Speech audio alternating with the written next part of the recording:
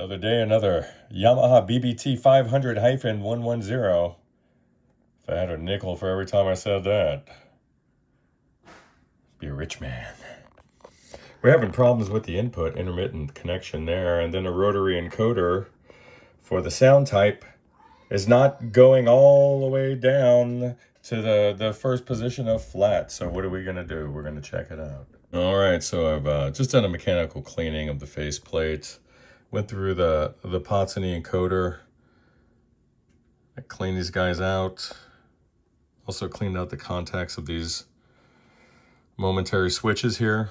And I'll just turn my attention to this board here. Really hoping I don't have to replace this jack. Bye. Brad, this is your cleaned up input board. I've removed the input jack and the potentiometer, the input level potentiometer. Cleaned them, resoldered them, tested the jack off the board. I'm not getting a break in the signal, so we'll see how it behaves once it's back in the circuit. Bye. And here she is, fully assembled or reassembled. I'll clean her off once more, and then we'll reinstall her and then run some tests. Hopefully this does it.